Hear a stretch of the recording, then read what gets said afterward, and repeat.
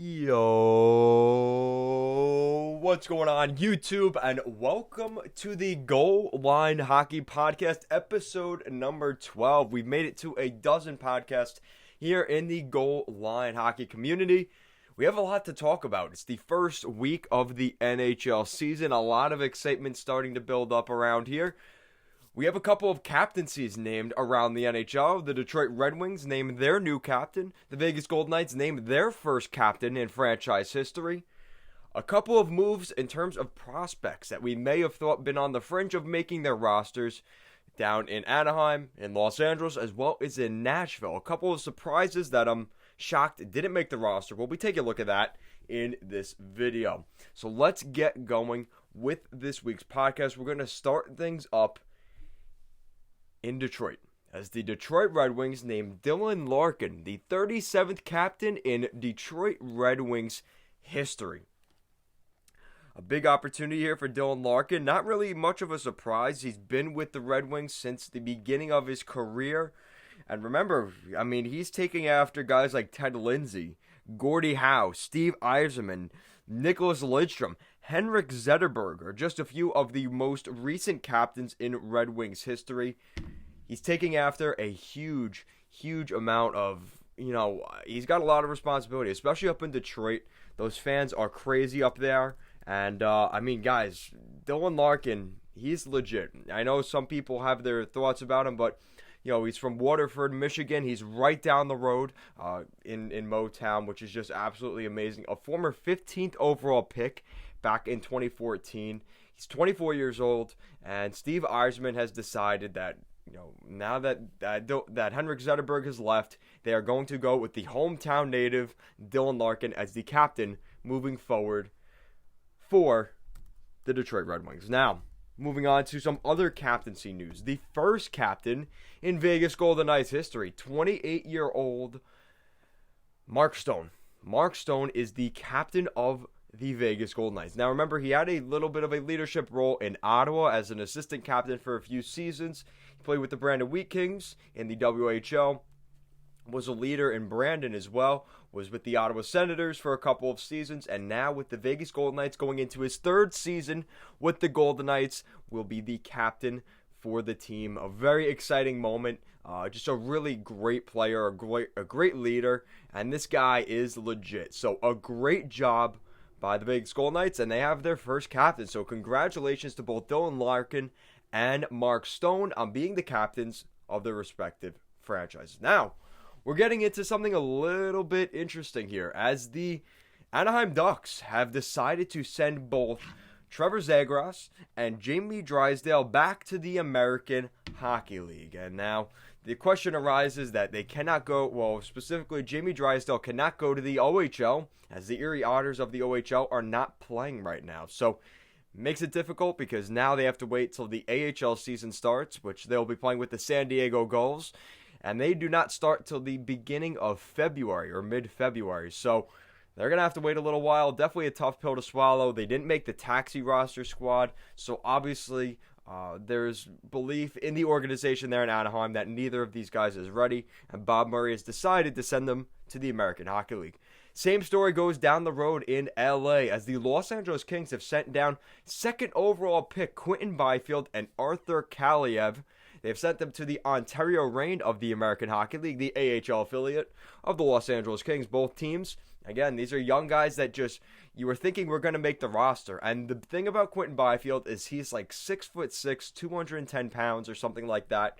But the problem is he was 17, he just turned 18 when the draft took place. So he's one of the youngest players in the draft class.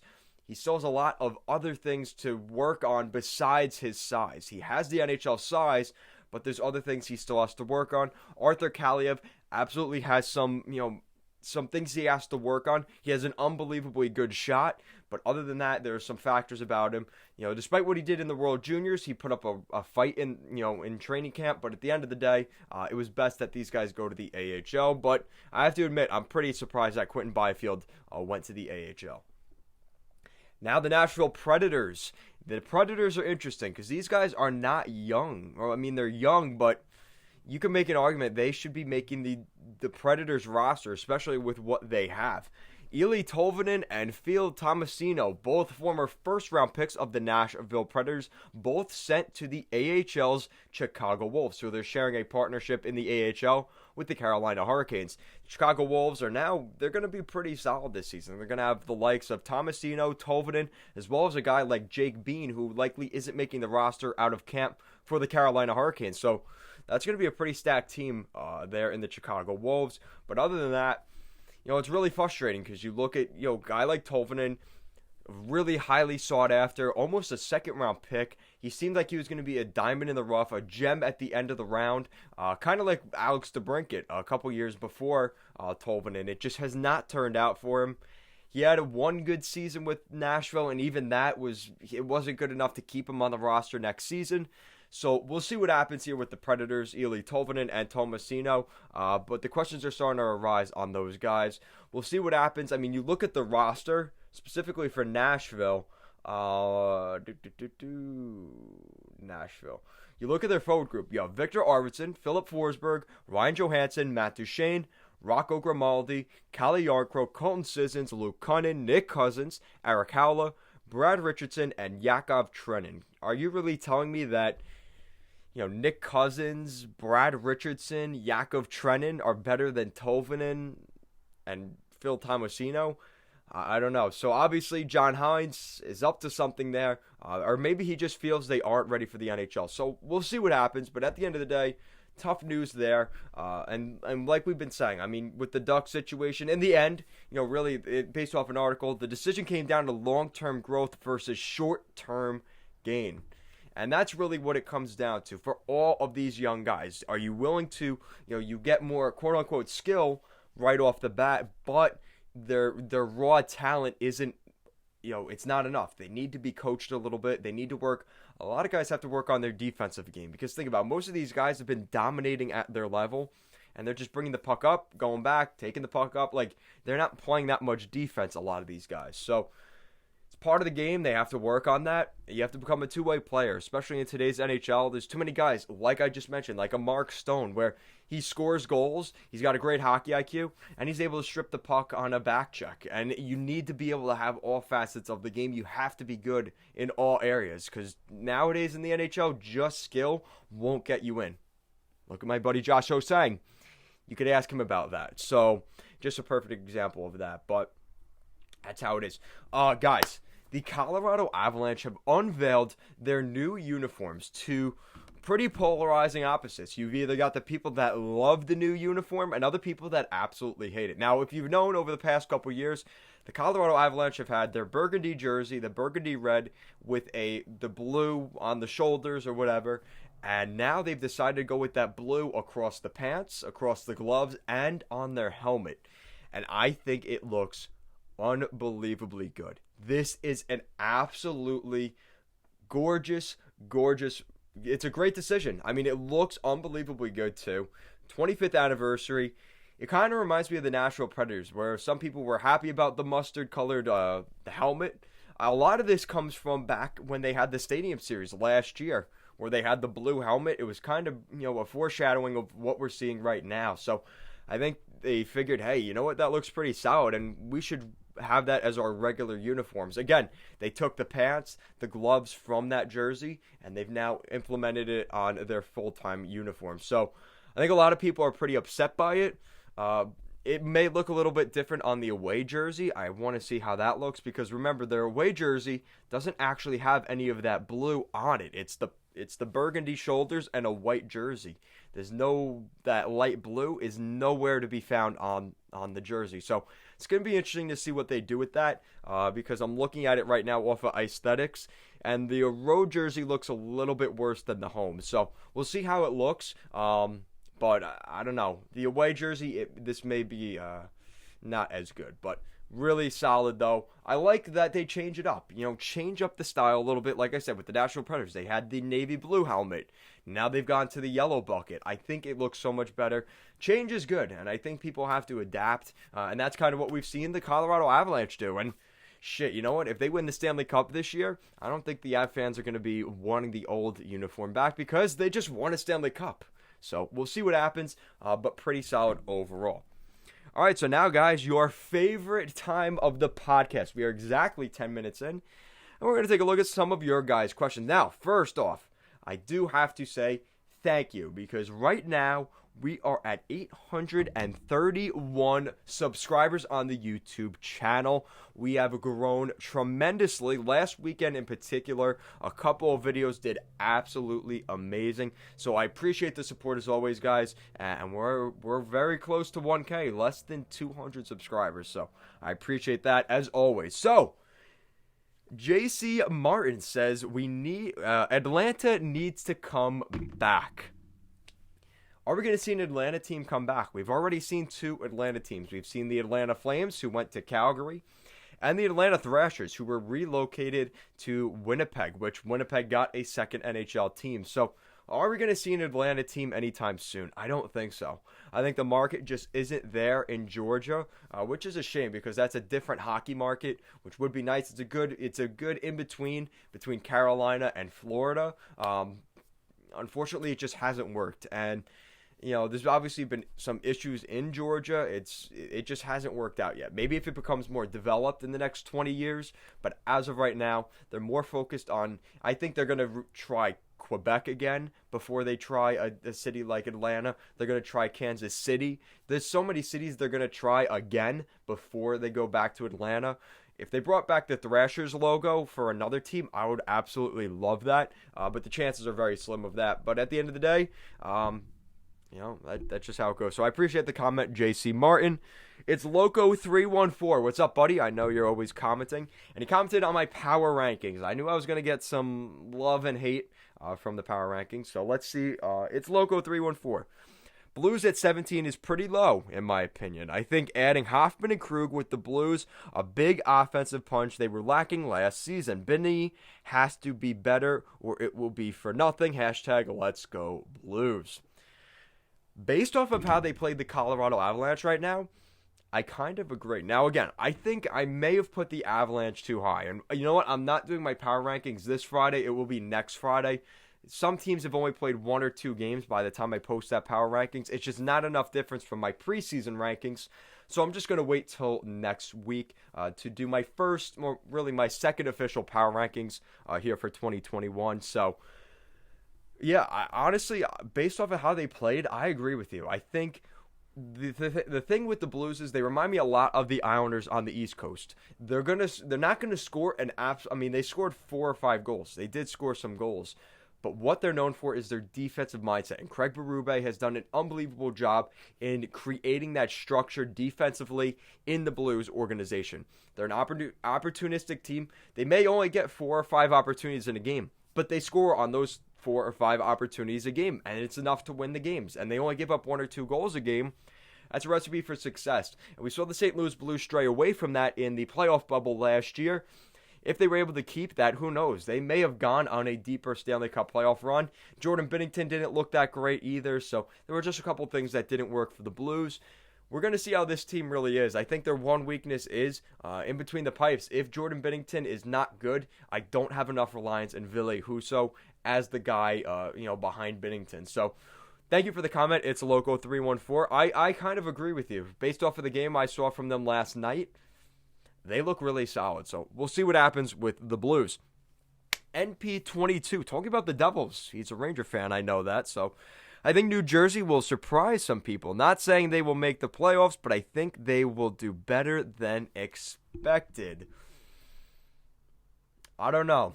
Now we're going to look at the Devils roster, because the Devils are one of those teams that, in my opinion, they're going to struggle this year. I think, you look at their team. You have a guy like Yegor Sharangovich. Never heard of him before. Miles Wood. Nowhere. Oh, he's on the third line. Nathan Bastian. Pavel Zacha, second line center. Now, that's also because of no Nico Hischier, but still. Travis Zajac is still on the team. Jesper Boqvist is a young guy. He's on the roster. Ryan Murray is on your top pair with PK Subban. So there's just a lot of questions with this team. You have Ty Smith as well, which could be a pretty big factor for them. I could see, maybe not the same caliber of a Quinn Hughes, but I think that same kind of defenseman, a very offensive-minded defenseman, Ty Smith could be that guy. Kind of like a Will Butcher, which we saw a couple years ago from the Devils. Don't be surprised if we see that again. Yeah, and even Butcher isn't on the roster, but Ty Smith is a guy to keep an eye on. And also in between the pipes, there's a lot of questions. You're going with Mackenzie Blackwood and Scott Wedgwood. That's going to be tough. And I think the biggest thing I have with the Devils is not necessarily that they're a bad team. I think they just don't match up well with teams like the Islanders, the Rangers. Pretty much everybody else in that division, I think they're going to struggle with. I think Buffalo and Pittsburgh are the two teams that they can match up with best. But then again, you're talking about Buffalo, who has Jack Eichel, Taylor Hall. I don't know if the Devils have that talent. And then you look at the Penguins, it's pretty easy. They've got the two-headed monster in Malkin and Crosby, which at this point, with Nico Hischier and Jack Hughes, they just don't have that yet. So we'll see what happens. The coaching, I'm still a little on the fence about Alain Nasreddine, if that was the best guy for the Devils. I guess we're just going to have to wait and see how it works out. So I don't disagree with you. I just think because of the division they're in, they will struggle. If they were in the Central Division, they may have a better opportunity, or even in the West Division. But in this division, it's going to be tough for the New Jersey Devils. But I appreciate the comment, MP22. I don't necessarily disagree with you. I just don't completely agree with you either. So I appreciate the comment, though, as always, MP22. You're always out here commenting. I do appreciate that. Punk Lover 99 said, when will fans stop this love for the Nordiques? The Habs won't give up the market. Now, if you don't know what he's saying by that, he's basically saying because of the distance that Quebec would be playing in, they have to get approval from the Montreal Canadiens in order to play in that market. You have to, I think it's within a 35-mile radius or something like that. So that's why we're probably not going to see another Toronto team. That's probably why we're not going to see a team in Hamilton. That's why we're not going to see a team, potentially not far from Ottawa because of that 35-mile radius factor. And that's unfortunately the scenario that it is. And, the only caveat I have to that is if you look at the New York Islanders and the New York Rangers, when the Islanders were, which thank God this never happened, but the Islanders were going to move to Kansas City. Those rumors were out there for a long time. Nassau Coliseum was, really starting to fall apart. It still is. Every time I go in there in the upper sections, there's water leaks. It's just a shame. It's in bad shape. And they didn't have a new building in store. Thank God they have Belmont Park coming in this year, which, I cannot wait for that. But they didn't have an arena, and the talk was that they were going to have to move out. Now, here's the thing. The New York Rangers actually liked the rivalry with the Islanders, and they were actually in on the Islanders getting their arena in Belmont. They actually put funds into keeping the New York Islanders on Long Island. How crazy is that? Why would they do that? Because it creates that rivalry, and that is part of the game. So maybe Montreal doubles down and says, you know what, instead of rejecting Quebec from coming in, they may actually insert money like the New York Rangers did to keep the damn team around. So don't be surprised if we see something like that come into the equation if Quebec gets brought up again. Now, again, I think the Canadian market is tough, but we've seen it done recently. We've seen the Winnipeg Jets come into the fold, so it does happen. I think right now the focus more is they're trying to get Seattle right now, and I think the next focus will be they're really going to key in on Arizona. And if Arizona doesn't start making money, they've got some issues with their arena situation. They've also got some ownership issues. If this continues to be a theme for the Coyotes, Houston seems like the next bet. I think that's what we're going to see in the timeline. I think Coyotes fans are going to be disappointed with that, but it just seems too legitimate at this point.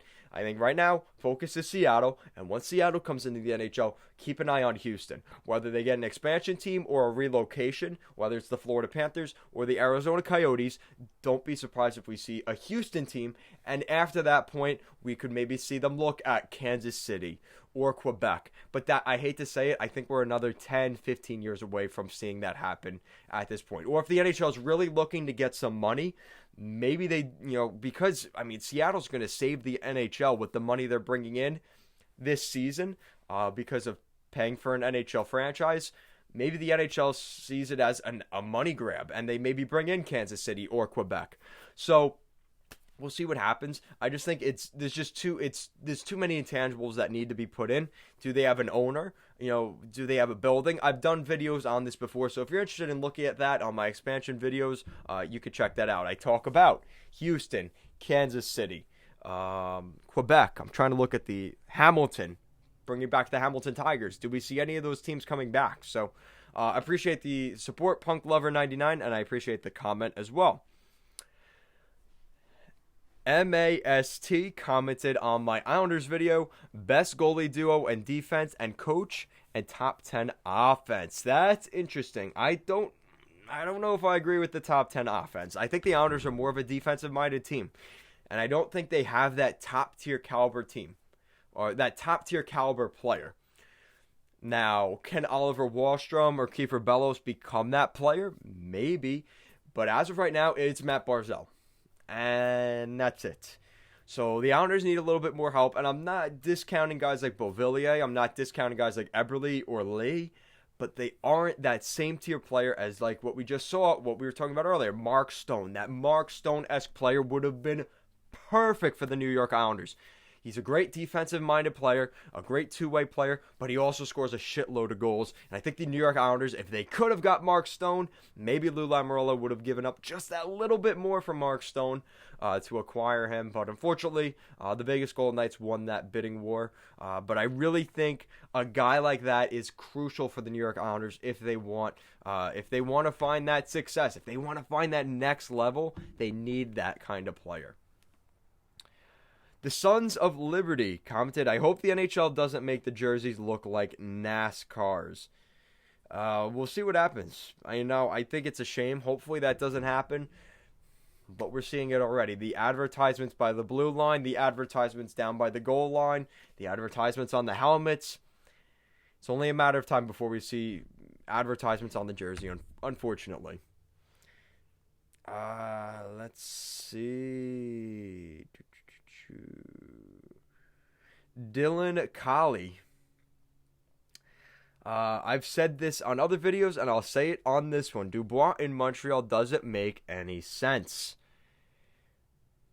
And I don't disagree, because I commented back. I said, not even for Suzuki and Kokoniemi, kind of kidding, right?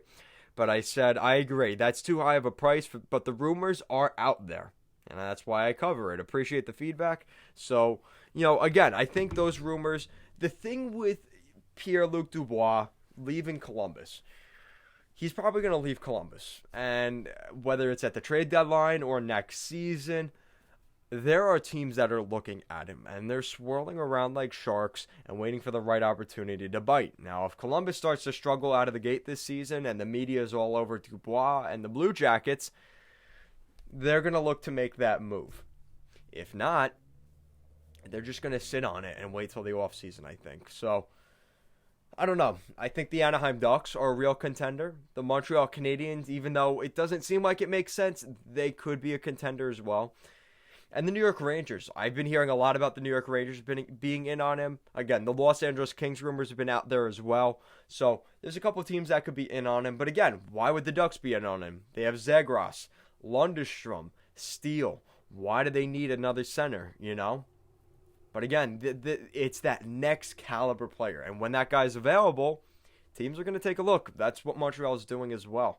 The New York Rangers, same thing. I mean, why would they be in on Pierre-Luc Dubois? They have freaking Ryan Strome, Philip Hedl, Brett Howden, Mika Zibanejad. Why do they need another center? So, again, it's just another avenue. It's a top-tier talent player, and if he's available, teams are going to look to see what they could get for him. So, I appreciate the comment there. Dylan Colley. All right, so one more. C. Wade, based off of my Höglander and Keandre Miller video. He said, Höglander is an absolute beast in his dry land training. Add his on-ice energy and highlight reel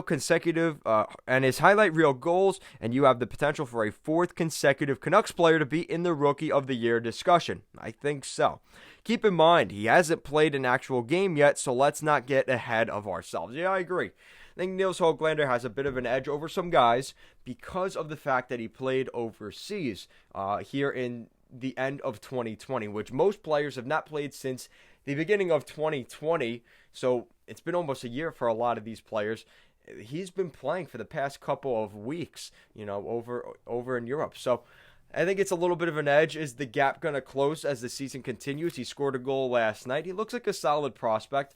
Maybe a little bit overhyped here in the beginning of the season, but we'll see what happens. So I think there's a lot of promise out of guys like Nils Höglander. He's in the top 6 right now, so we'll see how things go. But I think there's a lot of potential. Playing with Horvat and Pearson, this could be a good line here for the Vancouver Canucks. So we'll see what happens with Nils Höglander. So guys, thank you so much for your comments this week. I'll leave all of your account information all up on the channel right here. So I appreciate the support. As always, guys, thank you guys so much for watching. Episode 12 is a wrap. No power rankings this week. Next Friday, we will have at 6 p.m. our first official power rankings for the 2021 NHL season, as well as our first, as well as our next week's podcast every Thursday night at 6 p.m. Stay tuned for that. I hope you guys enjoyed the beginning of this NHL season. I know I am absolutely enjoying. I was staying up late last night watching the late 10:30 games, and we're going to see some more hockey tonight. So thank you guys so much for watching. Make sure to give this podcast a big thumbs up and to subscribe down below. Thank you guys so much for watching, and that's it for the Goal Line Hockey Podcast, episode 12.